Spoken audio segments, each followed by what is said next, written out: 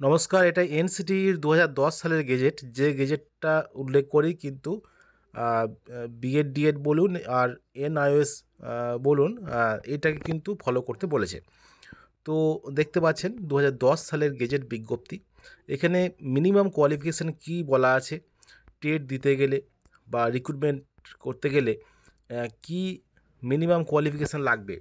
এনআইওএসরা যে form fill up করেছেন, রিক্রুটমেন্টে অংশগ্রহণ করেছেন বা টেটে অংশগ্রহণ করেছেন, তো সেখানে কি তারা ক্রাইটেরিয়া সম্পূর্ণ করেছেন, সেটাই তো সেটা নিয়েই কিন্তু প্রশ্ন। আহ, আহ, দেখতে পাচ্ছেন এটা যে national council for teacher education ২০১০ সালের minimum qualification class 1 to class 5 কী লেখা আছে, এটা senior secondary or it's equivalent with at least 50% marks and 2 year diploma in elementary education, or senior secondary or its equivalent with at least 45% marks and 2 year DLED বা diploma in elementary education by তাহলে in accordance with NCTE regulation 2002, যেটা সংরক্ষিতের জন্য, or senior secondary with at least 50% marks and 4 year bachelor of elementary education BElEd,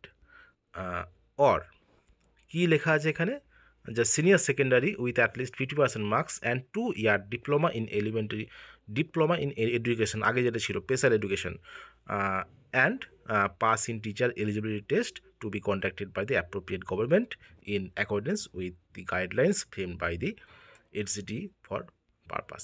তো এইটা হলো বিষয় যে এখানে কিন্তু কোনোভাবে 18 month ডিএলএডের কথা উল্লেখ নেই, অথবা এনআইওএস ডিএলএডের কথাও কিন্তু উল্লেখ নেই।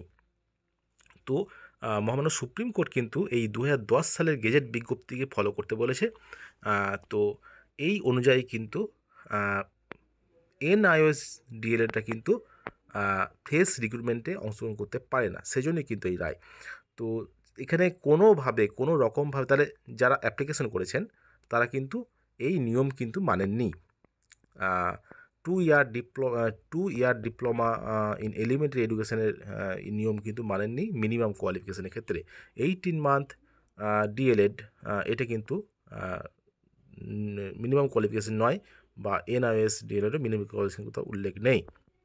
তো কীভাবে তারা কেস করবেন বা কীভাবে তারা তাদের গ্রাউন্ড কী, তাদের কোনো গ্রাউন্ডই নেই, ভুলভাবে বোঝানো হচ্ছে। যাই হোক না কেন, তো এই হলো বিষয় যে অনেক যে ভুলভাবে অ্যাপ্লিকেশন করার দরুন কিন্তু নিয়ম অনুযায়ী তাদের ক্যান্ডিডেচার বাতিল হয়ে যায়। তো সঠিকভাবে ভেরিফিকেশন করলে কিন্তু ক্যান্ডিডেচার বাতিল হয়ে যাবে, কারণ না মিনিমাম কোয়ালিফিকেশন বিষয়টা কিন্তু মান্যতা দিতেই হবে প্রাথমিক শিক্ষা পর্ষদকে।